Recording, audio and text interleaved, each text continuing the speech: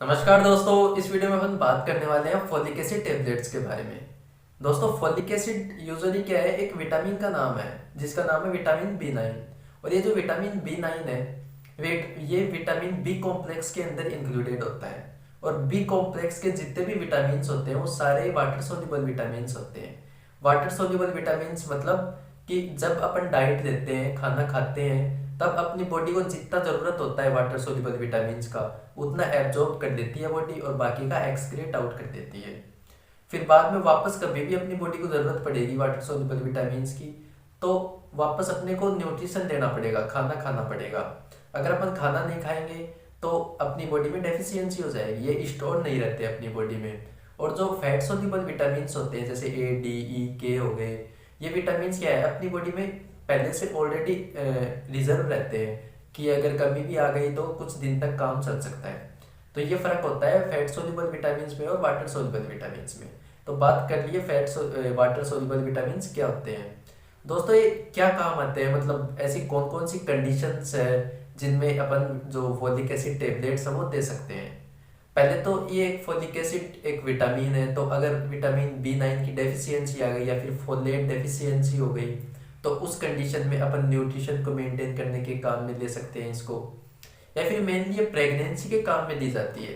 Pregnancy में क्यों दी जाती है, क्योंकि अगर प्रेगनेंसी के टाइम में मदर में फोलिक एसिड की कमी आ गई या फिर ब्लड लेवल में कमी आ गई फोलिक एसिड की, जिसको फोलेट डेफिशिएंसी बोलते हैं, अगर इसकी कमी आ गई तो ये जो असर है ये बच्चे पे डाल सकती है। बच्चे पे नॉर्मली क्या असर देखने को मिल सकता है कि उसकी जो स्पाइनल कॉर्ड होती है, पीछे स्पाइनल कॉर्ड होती है, उसका डेवलपमेंट सही से नहीं हो पाता, जिसकी वजह से जो कंडीशन अराइज होती है उसको बोलते हैं न्यूरल ट्यूब डिफेक्ट। तो ये कंडीशन उसमें डेवलप हो सकती है, इसलिए उनके फोलिक एसिड टेबलेट्स चलाई जाती है प्रेगनेंसी में। और हमेशा इसको रेगुलर फॉर्म में लेनी चाहिए, वरना एक बच्चे में ग्रोथ एंड डेवलपमेंट की एबनॉर्मलिटी कर सकता है। दोस्तों, ये जो फोलिक एसिड टेबलेट्स है नॉर्मल एडल्ट्स में भी काम में आती है। जैसे कभी कभी किसी में इनफर्टिलिटी के चांसेस होते हैं तो उस इनफर्टिलिटी को ठीक करने में भी दिए जाते हैं, या फिर इनफर्टिलिटी के प्रिवेंशन पहले ही देने लग जाते हैं फोलिक एसिड टेबलेट्स ताकि इनफर्टिलिटी ना हो। या फिर ये जो फोलिक एसिड टेबलेट्स है अपने में RBC रेड ब्लड सेल्स को भी, हेल्दी रेड ब्लड सेल्स का प्रोडक्शन करवाने में भी काम में ली जाती है। अब बात कर लेते हैं कि अगर अपनी बॉडी में फोलिक एसिड टेबलेट्स जैसे फोलिक एसिड की डेफिशिएंसी हो गई, फोलेट डेफिशिएंसी हो गई, तो क्या क्या अपनी बॉडी में साइन सिम्टम्स या फिर डिजीज डिसऑर्डर्स देखने को मिल सकते हैं। सबसे पहले तो अगर फोलिक एसिड डेफिशिएंसी हो गई तो इस कंडीशन को नाम दिया जाता है anaemia, folic acid deficiency anaemia. और इसका एक नाम होता है मेगलोब्लास्टिक एनीमिया। तो मेगलोब्लास्टिक एनीमिया होने के बहुत ज़्यादा चांसेस होते हैं।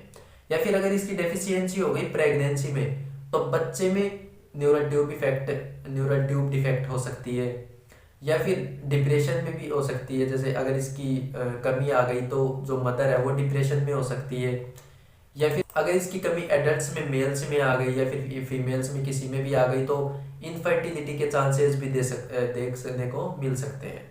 तो ये कंडीशंस होती है। फोलिक एसिड टेबलेट्स के बारे में अपन बात कर लिए हैं, आशा है कि आपको समझ में आया होगा।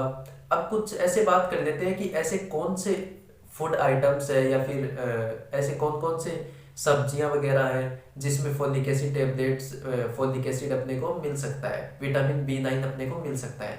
तो सबसे पहले उनमें आता है एक ग्रीन लीफी वेजिटेबल्स, मतलब हरी पत्तेदार सब्जियां होती है, जैसे पालक हो गई, मेथी हो गई, ये क्या है हरी पत्तेदार सब्जियां है। तो इनमें विटामिन B9 के बहुत ज़्यादा सोर्सेज होते हैं।